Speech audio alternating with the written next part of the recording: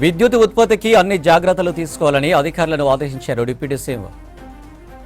విద్యుత్ శాఖపై సమీక్షించిన ఆయన అధికారులకు కీలక ఆదేశాలు జారీ చేశారు. విద్యుత్ ఉత్పత్తిలో ఎలాంటి సాంకేతిక సమస్య తలెత్తొద్దని సూచించారు.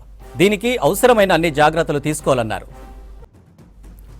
జెన్కో నిర్వహించే విద్యుత్ ఉత్పత్తి రంగ సంస్థల్లో ఏర్పడే సాంకేతిక సమస్యలను పరిష్కరించడానికి త్రిసభ్య కమిటీ వేయాలని సూచించారు.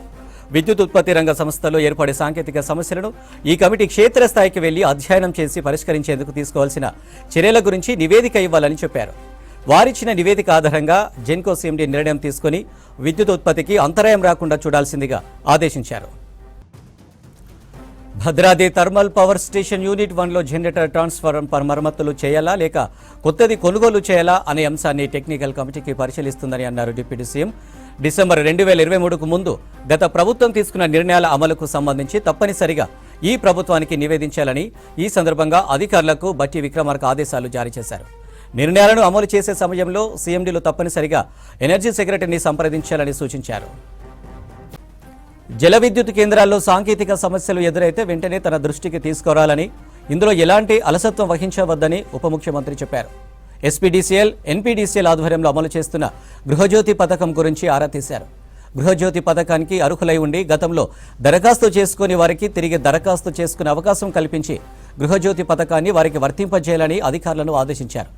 కాళేశ్వరం, ఇతర లిఫ్ట్ ఇరిగేషన్ ప్రాజెక్టులకు ఎన్ని మెగావాట్ల విద్యుత్తును ఉపయోగిస్తున్నారు, అందుకు ఎంత మేర ఖర్చు అవుతుందో మొత్తం వివరాలతో నివేదిక ఇవ్వాలని అధికారులకు స్పష్టంగా చెప్పారు. విద్యుత్ ఉత్పత్తికి అన్ని జాగ్రత్తలు తీసుకోవాలని అధికారులను ఆదేశించారు డిప్యూటీ సీఎం బట్టి. విద్యుత్ శాఖపై సమీక్షించిన ఆయన అధికారులకు కీలక ఆదేశాలు జారీ చేశారు. విద్యుత్ ఉత్పత్తిలో ఎలాంటి సాంకేతిక సమస్య తలెత్తొద్దని సూచించారు. దీనికి అవసరమైన అన్ని జాగ్రత్తలు తీసుకోవాలన్నారు. జెన్కో నిర్వహించే విద్యుత్ ఉత్పత్తి రంగ సంస్థల్లో ఏర్పడే సాంకేతిక సమస్యలను పరిష్కరించడానికి త్రిసభ్య కమిటీ వేయాలని సూచించారు. విద్యుత్ ఉత్పత్తి రంగ సంస్థల్లో ఏర్పడే సాంకేతిక సమస్యలను ఈ కమిటీ క్షేత్రస్థాయికి వెళ్లి అధ్యయనం చేసి పరిష్కరించేందుకు తీసుకోవాల్సిన చర్యల గురించి నివేదిక ఇవ్వాలని చెప్పారు. వారిచ్చిన నివేదిక ఆధారంగా జెన్కో సీఎండీ నిర్ణయం తీసుకుని విద్యుత్ ఉత్పత్తికి అంతరాయం రాకుండా చూడాల్సిందిగా ఆదేశించారు. Bhadradri thermal power station unit 1లో జనరేటర్ ట్రాన్స్ఫార్మర్ మరమ్మతులు చేయాలా లేక కొత్తది కొనుగోలు చేయాలా అనే అంశాన్ని టెక్నికల్ కమిటీకి పరిశీలిస్తుందని అన్నారు డిప్యూటీ సీఎం భట్టి విక్రమార్క.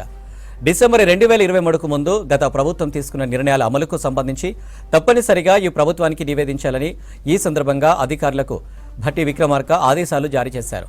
నిర్ణయాలను అమలు చేసే సమయంలో సీఎండీలు తప్పనిసరిగా ఎనర్జీ సెక్రటరీని సంప్రదించాలని సూచించారు.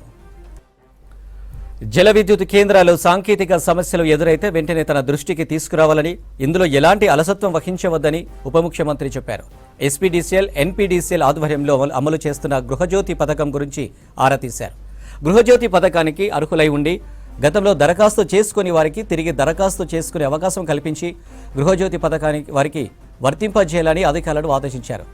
కాళేశ్వరం, ఇతర లిఫ్ట్ ఇరిగేషన్ ప్రాజెక్టులకు ఎన్ని మెగావాట్ల విద్యుత్తును ఉపయోగిస్తున్నారు, అందుకు ఎంత మేర ఖర్చు అవుతుందో మొత్తం వివరాలతో నివేదిక ఇవ్వాలని అధికారులకు స్పష్టంగా చెప్పారు.